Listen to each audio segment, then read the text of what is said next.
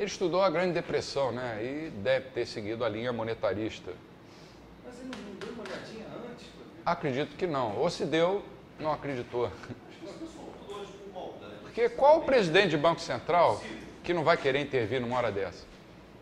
As pessoas vão começar a dizer, pô, esse cara não faz nada, ele está lá ganhando nosso dinheiro à toa. Ele tem que fazer alguma coisa. As pessoas acreditam que o governo vai salvar a economia. Um pessoal desse não vem a público dizer, vem esclarecer, olha, eu estou tomando essas medidas por isso, por não intervir, que vai dar essa condição para o país se reerguer novamente. Politicamente não dura o tempo de a coisa resolver. Eu ia falar que o Harding, se não me engano, é tipo o pior presidente dos Estados Unidos. Tem ele até como um cara assim, meio abobalhado. Meio, Ele é tido como o pior presidente. É tido como a... O Harding, 1920. O Harding é aquele que não fez nada na crise. Inclusive, apresentam ele como se fosse um cara bobo, abobalhado, pateta. Vê como as pessoas distorcem as coisas, né, de uma maneira impressionante. Quem foi o grande presidente para essas pessoas? Roosevelt, que saiu torrando dinheiro e emitindo moeda. Bill Clinton. Outra figura também. Fez uma questão fiscal inédita. Pelo amor. Outra figura também esquerda, que era apreciada nos Estados Unidos. Muita gente É. Mas o Clinton Então, fez um baita ajuste fiscal. o paradigma keynesiano monetarista vem sendo usado, a palavra que eu encontrei melhor foi essa, tresloucadamente. Tresloucadamente. Se tiver uma melhor, me ajuda que eu substituo ali. Paradigma keynesiano monetarista. Quer dizer, as duas coisas ao mesmo tempo. Alopradamente. Fala-se em ampliação do limite para a relação dívida interna PIB nos Estados Unidos. Né? Teve toda aquela discussão de 2 meses atrás. Estimula-se rodadas sucessivas de quantitative easing. Ativa-se impostos sobre operações financeiras. Mas o setor real da economia não reage conforme os economistas do governo acham que devia reagir. Que é a maneira que eles aprenderam nos livros de macroeconomia e nos papers onde eles estudaram. Está tudo lá nos papers que eu estudei no mestrado e doutorado. Eu tenho tudo guardado lá em casa.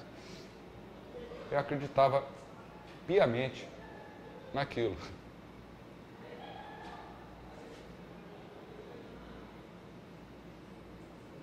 Então, o paradigma que vem reinando na teoria econômica há muitos anos está sendo, para usar a linguagem do Popper, falsificado pelos fatos.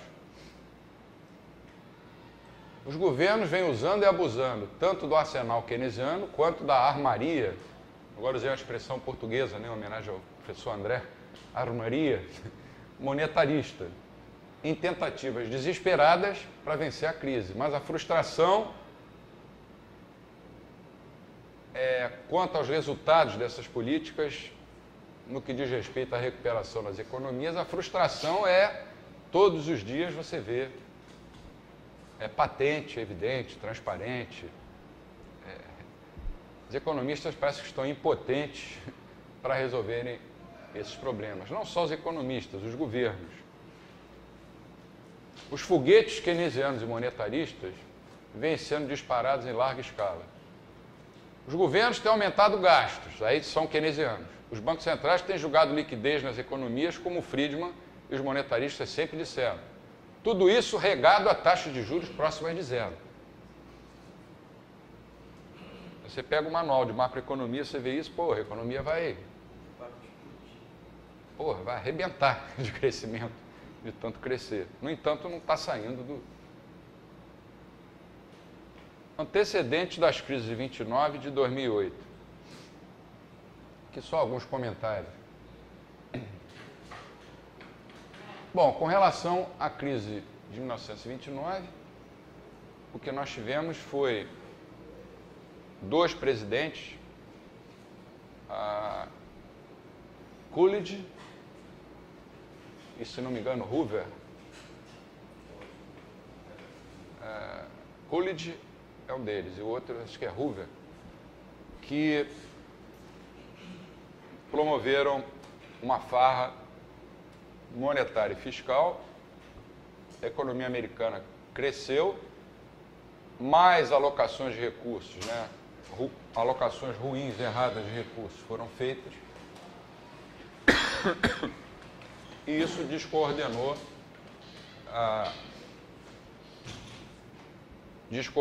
a poupança e investimento em termos intertemporais, tal como nós vimos naqueles gráficos de ontem. Quando veio a crise, ela veio de uma maneira muito forte, a Bolsa quebrou, né? Wall Street em 29, pessoas se suicidaram e os economistas ficaram meio tontos, né? O que a gente vai fazer? Não sei se nessa época o presidente, que era tido como idiota, como é o Harding, né? Não sei se ele ainda era vivo, mas se era, não deve ter ouvido ele. E a gente vai perguntar o que para aquele pateta? Ele vai dizer para ele não fazer nada? Então a coisa foi piorando e deu no que deu. Já antes da publicação do livro de Keynes, a economia já dava sinais de que estava saindo da depressão. Mas o Keynes chegou com aquelas ideias novas, inegavelmente novas. Virou a economia de cabeça para baixo, em termos econômicos e éticos e morais. Forneceu aos governos argumentos que todos os governos querem ter, que é gastem mais, emitam moeda. Logo depois veio a Segunda Guerra Mundial, e aí não tem jeito, né?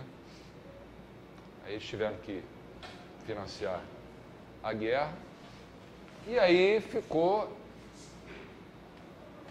para a história a falácia, que eu espero que um dia venha a ser demonstrada como tal, de que o que salvou o mundo da crise, da grande depressão, como eles falam, de 1929, foram exatamente as políticas keynesianas.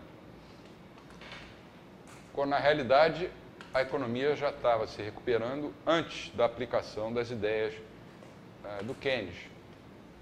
Há um livro do Rothbard, The Great Depression, que vale a pena ler, em que ele coloca isso com muitos pormenores. A crise de 2008 está mais recente, todos nós conhecemos, né? A economia americana nos anos 90 vinha crescendo a taxas fantásticas, o mundo inteiro vinha crescendo, com exceção do Brasil.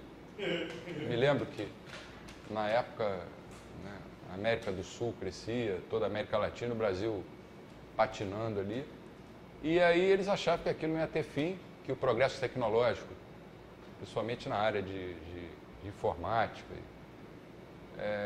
ia garantir a permanência da prosperidade. Em 1999, se não me engano, estourou a bolha da internet, né?